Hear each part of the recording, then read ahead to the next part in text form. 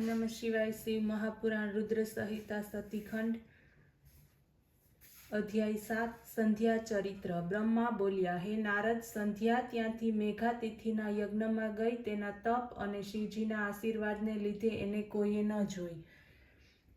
ત્યારે તે પોતાના ઉપદેશ બ્રહ્મચારી વશિષ્ઠનું સ્મરણ કરી તેને જ પોતાના પતિ તરીકે સ્વીકારી યજ્ઞના અગ્નિકુંડમાં તે કૂદી પડી.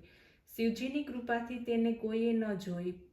પુરોડાસની જેમ તેનું શરીર ભસ્મ થઈ ગયું. અગ્નિએ તેના શરીરને બાળી નાખ્યું. તેણે શુદ્ધ શરીર ધારણ કર્યું અને સૂર્યમંડળમાં પ્રવેશ કર્યો. સૂર્ય પોતાના રથમાં આ શુદ્ધ શરીરના વિભાગ કર્યા. દેવ તથા પિતૃઓને પ્રસન્નતા માટે તેણે 2 વિભાગો સ્થાપન કર્યા. તેના શરીરનો ઉપરનો ભાગ રાત્રિ અને દિવસના મધ્ય ભાગમાં જન્મનાર પ્રાતઃ સંધ્યા થઈ તથા શેષ ભાગ દિવસના અંતે ભાગે થનારી સાયં સંધ્યા થઈ. સૂર્યોદયની પહેલા જે અરુણોદય થાય છે તે દેવોને પ્રસન્ન કરવાવાળી પ્રાતઃ સંધ્યા છે. સૂર્યના અસ્ત થયા પછી જે લાલ કમળ સમાન ઉદય થનારી તે પિતૃ પ્રસન્નતાજનક સાયં સંધ્યા છે. તેના પ્રાણને દયાળુ શંકરે પોતાના દિવ્ય શરીરમાં જોડી દીધો. યજ્ઞની સમાપ્તિ થઈ. ઋષિઓએ તપ સુવર્ણના સમાન કાંતિયુક્ત તે કન્યાને અગ્નિમાં જોઈ. પ્રસન્ન મેઘાતિથિએ તેને સ્નાન કરાવ્યું અને પોતાના ખોળામાં લીધી. તેનું નામ અરુંધતી રાખ્યું. મુનિ તેને પોતાની મૂડી ગણતા. શિષ્યોની સાથે આ કન્યાએ મુનિ ઉછેરવા લાગ્યા. જ્યારે તે 5 વર્ષની થઈ તો વિષ્ણુ મહેશે આવીને બ્રહ્મપુત્ર વશિષ્ઠની સાથે તેના વિવાહ કર્યા. મહાપ્રતિવ્રતાઓમાં શ્રેષ્ઠ અરુંધતી વશિષ્ઠને મેળવી પ્રસન્ન થઈ. તેણે શક્તિ વગેરે શ્રેષ્ઠ પુત્રોને જન્મ આપ્યા. હે મુનિઓ, તમારે માટે સંધ્યાનું ચરિત્ર મેં તમને કહ્યું. આ ચરિત્ર અત્યંત પવિત્ર, દિવ્ય, પાવન રૂપ તથા સર્વ કામનાના ફળને આપનારું છે. જે સ્ત્રી કે પુરુષ શુદ્ધ ચિત્ત વડે આને સાંભળે છે તે સર્વ કામનાને મેળવશે, એમાં સંદેહ નથી. અધ્યાય 8 બ્રહ્માજીનું કામદેવને વરદાન. સૂત પુરાણીજી બોલ્યા, હે ઋષિઓ, જ્યારે આ પ્રમાણે પ્રજાપતિએ કહ્યું ત્યારે નારદજીએ આનંદ થયો કે બોલ્યા કે હે બ્રહ્મા, આપને ધન્યવાદ છે. આપે આ દિવ્ય કથા મને સંભળાવી છે. સ્ત્રીને ગ્રહણ કરીને કામદેવના ગયા પછી શું થયું તેમજ સંધ્યા તપાસચરણ કરવા ચાલ્યા ગયા ત્યારે શું થયું તે મને કહી સંભળાવો. બ્રહ્મા કહેવા લાગ્યા કે સંધ્યામાં મોહ પામેલો હું દુઃખી થયો. ઘણા દિવસો સુધી શોક કર્યો. મેં શિવની ઈર્ષા કરી. તેનું પરિણામ આવ્યું તે જાણું છું. મદન અને રતિને જોઈને મને મદ ઉત્પન્ન થયો. હું દક્ષની પાસે ગયો. મેં દક્ષ વગેરે પુત્રોને સંબંધીને કહ્યું, હે દક્ષ, હે મરીચી વગેરે પુત્રો, મારી વાતને સાંભળો. મારા કષ્ટને દૂર કરવાનો તમે ઉપાય કરો. સ્ત્રીની અભિલાષા કરવાથી મહાદેવે મને તેમજ તમોને ધિક્કારી કાઢ્યા હતા. તેથી હું અત્યંત દુઃખી છું. માટે મહાદેવને સ્ત્રી ગ્રહણ કરનાર બંને તેવો ઉપાય વિચારો.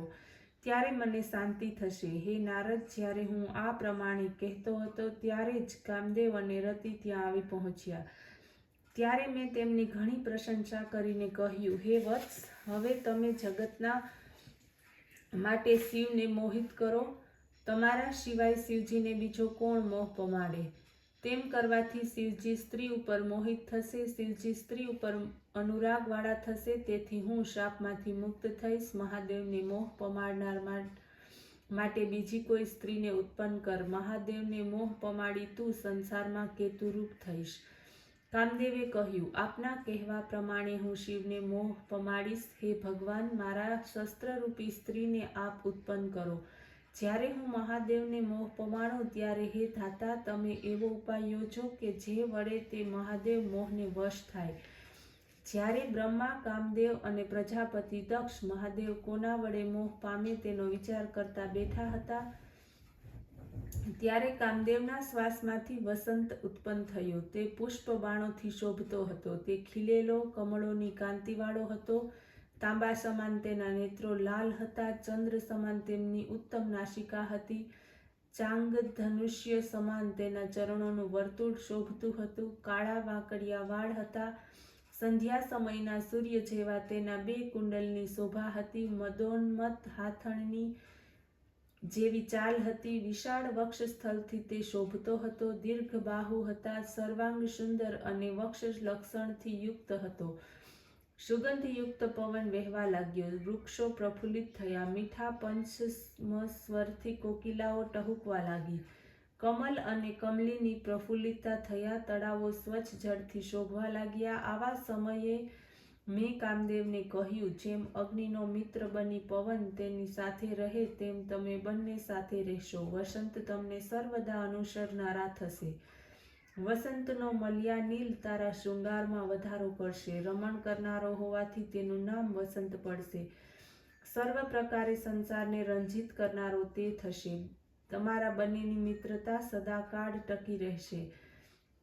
રતિના વિભવ વગેરે ભાવો તથા 64 કળાઓ તમારી પ્રસન્નતાને માટે તમારા મદદગાર થાઓ. વળી બ્રહ્માએ કહ્યું, હે કામદેવ, હું એક એવી સ્ત્રીને યત્નપૂર્વક ઉત્પન્ન કરીશ કે જે મહાદેવને અવશ્ય વશ કરનારી થશે.